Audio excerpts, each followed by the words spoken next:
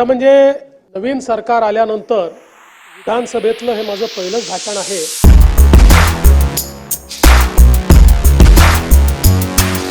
आणि म्हणून मी सर्वप्रथम या विधानसभेच्या सर्व सदस्यांचं आणि महाराष्ट्रातल्या 14 कोटी जनतेचे आभार मानतो.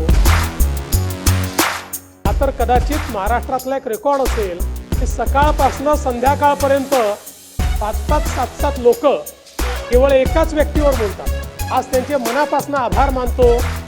त्यांनी जे सातत्याने मला टार्गेट केलं त्यामुळेच महाराष्ट्राच्या जनतेमध्ये माझ्याबद्दल सहानुभूती तयार झाली. तर 5 वर्षाचं माझं काम महाराष्ट्राच्या जनतेने बघितलं होतं. 5 वर्ष जाती धर्माचा विचार न करता सर्वजन हिताय सर्वजन सुखाय अशा प्रकारचं काम मी केलं होतं.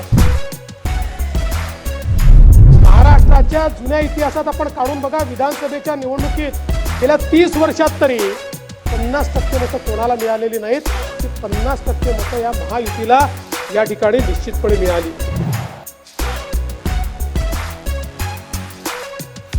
आंधियों में भी जो जलता हुआ मिल जाएगा, आंधियों में भी जो जलता हुआ मिल जाएगा, उस दिए से पूछना मेरा पता मिल जाएगा. यावेळी मात्र पहिल्यांदा पवार साहेबांनी एक नवीनच लॉजिक आणलं. म्हणाले ईव्हीएमचं सेटिंग असं झालं आहे की छोटी राज्य आम्ही जिंकतो, मोठी राज्य हे जिंकतो. कर्नाटक छोटं राज्य आहे, बंगाल छोटं राज्य आहे, जाऊ द्या. आता ते हे एकटे पडले आता त्याच्यामध्ये. कारण परवा जम्मू काश्मीरमध्ये तिथले जे मुख्यमंत्री आहेत उमर अब्दुल्ला यांनी सांगितलं हे ईव्हीएमवर बोलणं सोडून द्या. त्यांना सांगितलं, सल्ला दिला.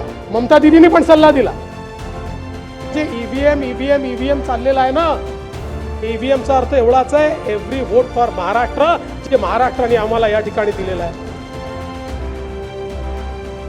गालिब ताउम्र ये भूल करता रहा, धूल चेहरे पर थी और आईना साफ करता रहा.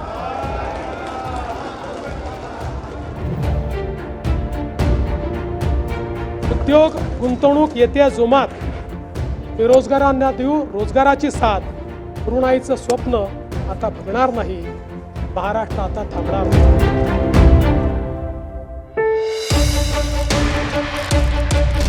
त्याने या सभागृहाला आश्वस्त करू इच्छितो, कोणतीही शंका मनात ठेवू नका.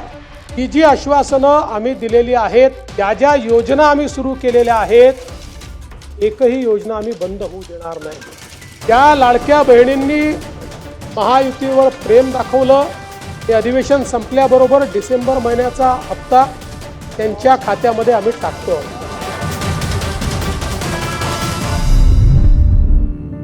मुंबईमध्ये बसलेला मराठी माणूस हद्दपार का झाला, कोणाच्या काळात झाला, का त्या माणसाला मुंबईमधनं ठाणे, कल्याण, डोंबिवली, वसई, विरार त्याच्या पलीकडे जावं लागलं. Next steel city of India will be Gadchiroli. Gadchiroli आता पुढचं स्टील सिटी म्हणून या ठिकाणी डेव्हलप होत आहे. पुण्याच्या नंतर महाराष्ट्रास next industrial magnet is Chhatrapati Sambhajinagar and Jalna.